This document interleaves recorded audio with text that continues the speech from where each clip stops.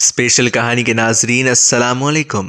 مولانا روم نے لکھا ہے کہ ایک دفعہ ایک شخص نے اللہ کی عبادت کرنا شروع کر دی اور پروردگار کی عبادت پہ اتنا مشغول ہوا کہ دنیا میں سب کچھ چھوڑ چھاڑ کر سب کچھ بھلا دیا اور سچے دل سے اللہ کی رضا میں راضی رہنے کے لیے انسانیت کے رستے پر چل پڑا۔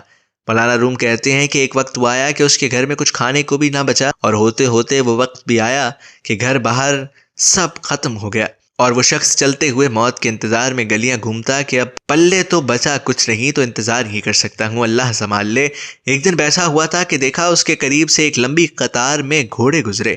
ان گھوڑوں کی سیٹ سونے اور چاندی سے بنی ہوئی تھی اور ان کی پیٹھوں پر سونے کے کپڑے پہنے ہوئے تھے۔ ان گھوڑوں پر جو لوگ بیٹھے تھے وہ کسی شاہی گھرانے سے کم نہ لگتے تھے۔ ان کے سروں پر سونے کی ٹوپیاں تھیں اور ایسے معلوم ہو رہا تھا کہ کوئی بادشاہ جا رہے ہیں۔ اس شخص کے دریافت کرنے پر اسے بتایا گیا کہ 7 گاؤں میں ایک بادشاہ ہے، یہ سب اس کے غلام ہیں اور بادشاہ کے دربار میں جا رہے ہیں۔ وہ شخص کچھ دیر حیران ہوا کہ یہ حالت غلاموں کی ہے تو بادشاہ کی کیا حالت ہوگی۔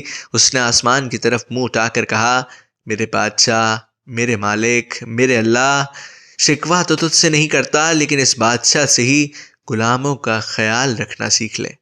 اتنی بات کہہ کر وہ شخص چل دیا۔ کچھ دن گزرے تو ایک بزرگ آئے اور اس کا بازو پکڑ کر اسے ایک جگہ لے گئے جہاں وہی غلام وہی گھوڑے تھے، اور دیکھتا کیا ہے کہ کسی گھوڑے کی ٹانگ کٹی ہوئی ہے، کسی غلام کا دھڑ گھوڑے کی پشت پر پڑا ہوا ہے، کسی غلام کے ہاتھ کٹے ہوئے ہیں، کسی کے سر سے خون نکل رہا ہے، کوئی گھوڑے کو زخمی حالت میں واپس لے کر جا رہا ہے۔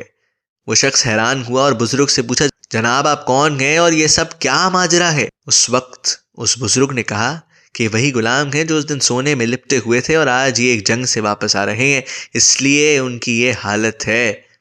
مجھے خواب میں بس اتنا کہا گیا ہے کہ اسے کہنا بادشاہوں کے لیے قربانی دینا بھی ان غلاموں سے سیکھ لے۔